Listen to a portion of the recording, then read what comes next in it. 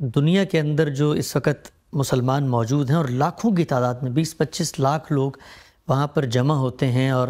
صدیوں سے جمع ہو رہے ہیں، ابراہیم علیہ السلام کے دور سے لے کر آج تک ہم یہ دیکھتے ہیں کہ حج کا جو فریضہ ہے وہ انجام دیا جا رہا ہے۔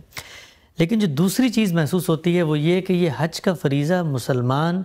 اپنے اوپر ایک قانونی پابندی کے طور پر کہ اگر ہم نے نہیں کیا تو اللہ ہمیں پکڑے گا، یہ جو شعور ہے کہ جس شعور کے ساتھ آپ نے جانا ہے، جس طرح آپ نے فرمایا نظر کی تمثیل ہے، شیطان کے ساتھ جنگ کی مشق ہے۔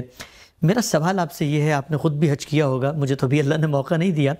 لیکن آپ نے یہ دیکھا ہوگا کہ ایک بڑی تعداد انسانوں کی وہ اس سے بالکل غافل ہے، یعنی وہ حج کو محض چند فقہی قسم کی عبادات کا مجموعہ سمجھتی ہے۔ اس کی وجہ کیا ہوئی کہ لوگ اس فلسفہ حج سے غافل ہو گئے؟ یہ معاملہ آپ اگر غور کر کے دیکھیں تو کیا صرف حج اور عمرے کے ساتھ ہے، قربانی کے ساتھ ہے، نماز کے ساتھ بھی یہ صورتحال ہے۔ اس کے بارے میں بھی ہم بچوں کو یہی بتاتے ہیں کہ یہ ایک فرض ہے جو تمہیں ادا کرنا ہے، یعنی میرے اندر اپنے پروردگار کی طرف کیا میلان ہونا چاہیے، کیا محبت ہونی چاہیے، اس کی معرفت کے کیا نتائج نکلنے چاہیے، میں اس کو پہچان لوں تو میرا کیا رشتہ وجود میں آنا چاہیے۔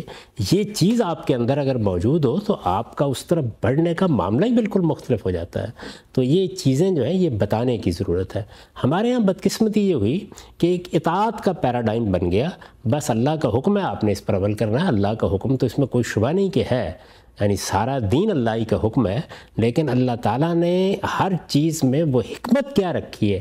اس کے کیا اسرار ہیں، ان کو سمجھنا، ان کو جاننا یہ بڑی ضروری بات ہے۔ ہمارے ہاں جن علماء نے اس پر کام کیا ہے ان کے کام کی قدر و قیمت کو سمجھنا چاہیے۔ جیسے مثال کے طور پر شاہ ولی اللہ ہیں جن کی حجت اللہ البالغہ ہے، تو اس میں وہ یہی بتانے کی کوشش کرتے ہیں کہ وہ کیا اسرار ہیں، کیا حکمتیں ہیں جو عبادات میں اللہ کے دوسرے احکام میں پوشیدہ ہوتی ہیں۔ قرآن مجید جگہ جگہ ان کو خود نمایاں کرتا ہے، جیسے میں نے ابھی نماز کی مثال دی، روزے ہی کو آپ دیکھ لیجئے، یعنی آیت شروع ہوتی ہے جس میں روزے کی فرضیت کا حوالہ دیا گیا ہے، تو لعلکم تتقون، یعنی اس کا ایک مقصد بتایا گیا ہے، وہ مقصد متعین کیا گیا، پھر اس کے لیے خاص فضا ہے، اس کو اس سے متعلق کیا گیا، یعنی وہ مہینہ جس میں قرآن نازل ہوا ہے رمضان کا مہینہ۔ تو ایسے ہی جب ہم حج پر بھی تفصیلی گفتگو کریں گے تو آپ کو معلوم ہوگا کہ یہ عبادت کا منتہائی کمال ہے، یعنی پرستش، اطاعت، اور اس کے بعد اپنے آپ کو نظر کر دینا۔ تو یہ نظر کی تمثیل ہے،